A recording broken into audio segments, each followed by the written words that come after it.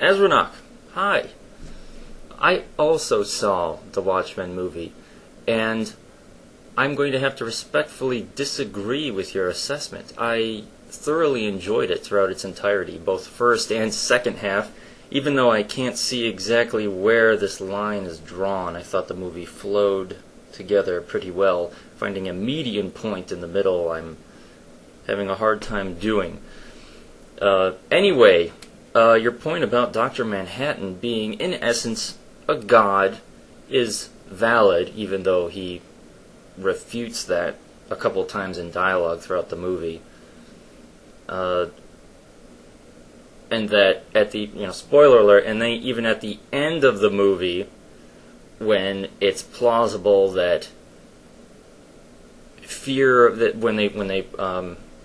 when Ozymandias puts forth the fear of God, the fear of Dr. Manhattan in the entire populace to change us versus them, to unify the entire population of the world under the us umbrella and have them be this Dr. Manhattan God figure.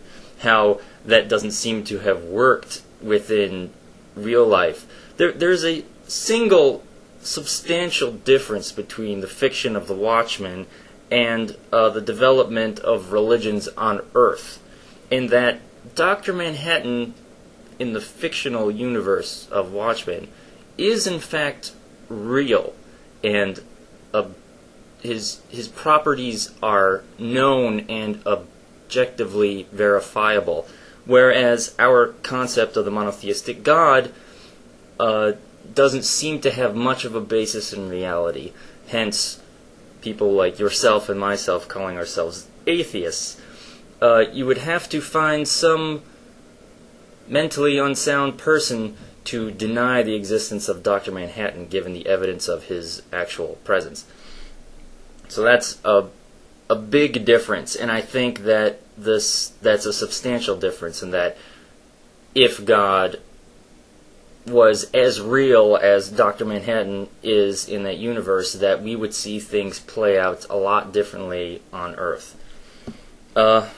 Besides that, the entire movie is, again, a conflict between means and ends, and how the different characters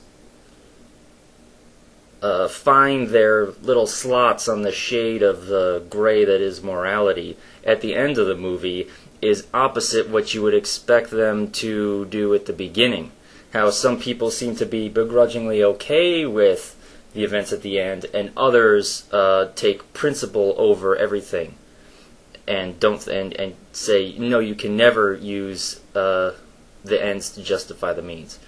And it shows that out of all the characters that we were introduced with, Dr. Manhattan wasn't the most detached from his humanity. It ended up being Ozymandias who was the most detached, which I thought was particularly interesting, and I didn't foresee it. Anyway, it's probably another one of those cases where the book is always better than the movie. Maybe The Fellowship of the Ring is the exception to that, because Tom Bombadil's kind of lame. But for the most part, the book is always better than the movie, and I think a lot of the criticism of the movie comes from the fact that the book is in fact better. But, that's to be expected, so you really have to take the movie as its own entity, and not as an accurate representation of the entirety of the book. And that's all I had to say. Yes.